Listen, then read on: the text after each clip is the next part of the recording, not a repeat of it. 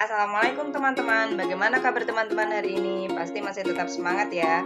Nah, sebelum kita belajar, mari kita berdoa dulu agar Allah memberikan kemudahan bagi kita untuk memahami materi ini.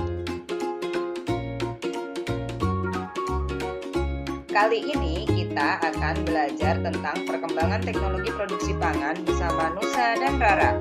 Teman-teman pasti kenal dong dengan mereka. Dalam pembelajaran kali ini, kita nanti akan belajar tentang 1. Pengertian teknologi pangan. 2. Jenis makanan hasil dari teknologi pangan. Dan yang ketiga, manfaat teknologi pangan. Seperti yang kita ketahui bahwa kekayaan alam Indonesia sangat melimpah. Ada hasil pertanian, perkebunan, perikanan, dan peternakan. Sebelum kita membahas satu persatu, mari kita cari tahu dulu apa sih itu teknologi pangan. Teknologi pangan yaitu penggunaan ilmu pengetahuan untuk mengolah pangan untuk menghasilkan makanan baru agar tidak mudah membusuk. Hasil pertanian di Indonesia sangat banyak, ada padi, gandum, kedelai, dan jagung. Salah satu contoh yang banyak diolah dengan teknologi pangan yaitu kedelai. Kedelai bisa diolah menjadi kecap, kemudian susu kedelai, tahu, dan tempe. Tempe dibuat melalui proses fermentasi kedelai oleh jamur dari genus Rhizophorus atau biasa disebut ragi. Sekarang kita lanjut ke hasil perkebunan di Indonesia. Hasil perkebunan di Indonesia sangat beragam, ada kelapa sawit, sayur-sayuran, buah-buahan, dan lain-lain. Salah satu daerah penghasil buah-buahan yang sangat terkenal yaitu di daerah Batu Malang. Buah yang banyak dihasilkan di sana adalah buah apel. Buah apel mudah sekali membusuk sehingga mereka mengolahnya menjadi jenang apel, bakpia apel, keripik apel, dan sirup apel. Lalu kita lanjut ke hasil perikanan. Indonesia memiliki hasil perikanan yang sangat banyak karena wilayah perairan Indonesia lebih luas daripada wilayah daratannya. Hasil perikanan Indonesia ada ikan tenggiri, ikan teri, ikan tongkol, dan masih banyak lagi. Ikan-ikan tersebut diolah menjadi sarden, kemudian bandeng yang diolah menjadi bandeng presto. Bandeng presto menjadi makanan khas dari daerah Semarang. Bandeng presto ada dua macam, yang dikemas dengan menggunakan plastik biasa dan yang dikemas dengan menggunakan plastik kedap udara. Bandeng presto yang dikemas dengan menggunakan plastik biasa biasanya tahan 3-5 hari. Sedangkan yang dikemas dengan menggunakan plastik vakum biasanya tahan sampai 3 bulan. Lalu ada terasi. Terasi merupakan bumbu dapur yang menyegarkan makanan. Terasi dihasilkan dari fermentasi ikan dan udang.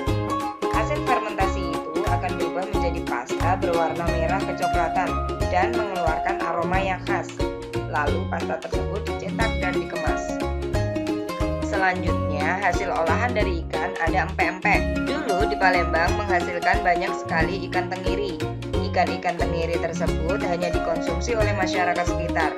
Lalu ada seorang kakek yang menyadari bahwa ikan-ikan tenggiri di daerah tersebut banyak sekali terbuang dan membusuk. Lalu, sang kakek membuat inovasi baru dengan menggunakan teknologi pangan, mengolah ikan tenggiri tersebut menjadi empek-empek. Kemudian, kakek tersebut menjualnya ke warga sekitar. Saat mau membeli, warga sekitar memanggil kakek tersebut dengan apek-apek. Kemudian, makanan yang dijual oleh kakek tersebut disebutlah empek-empek. Dan yang terakhir ada kotak-kotak ikan. Selain kelima makanan ini, masih ada lagi makanan-makanan yang diolah dengan menggunakan teknologi pangan dengan bahan dasar ikan. Selanjutnya, kita ke hasil peternakan. Hasil peternakan yang pertama berupa telur. Ada telur ayam negeri, ada telur bebek. Telur bebek ini biasanya dibuat menjadi telur asin, dan telur asin menjadi makanan khas dari daerah Brebes. Yang berikutnya ada telur puyuh. Lalu ada hasil peternakan berupa susu. Ada susu unta, susu sapi, dan susu kambing. Susu-susu tersebut diolah menjadi susu UHT. UHT singkatan dari Ultra High Temperature. Lalu ada yang diolah menjadi fresh milk, yogurt, dan juga keju. Di daerah Bawen, Semarang ada satu pabrik yang mengolah susu sapi menjadi fresh milk dan juga yogurt, yaitu Cimory. Teman-teman pasti sudah pernah datang ke Cimory dong. Selanjutnya ada hasil peternakan berupa daging. Ada daging ayam, daging sapi. Selain daging ayam dan daging sapi, juga ada daging kambing dan juga daging bebek. Daging-daging tersebut diolah menjadi sosis dan nugget.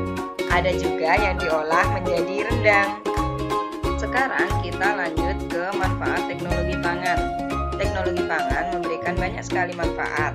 Yang pertama, meningkatkan kreativitas produsen. Produsen itu adalah pembuat, orang yang membuat makanan. Yang kedua, membuat makanan menjadi lebih awet, sehingga makanan tersebut tidak mudah busuk dan bisa dikonsumsi dalam waktu yang lebih lama. Yang ketiga, karena makanan tidak mudah busuk, maka mengurangi kerugian sisa dari bahan pangan. Yang berikutnya, menghilangkan bakteri dari makanan. Selanjutnya, membuat makanan praktis untuk disantap. Dan yang terakhir, meningkatkan pendapatan produsen.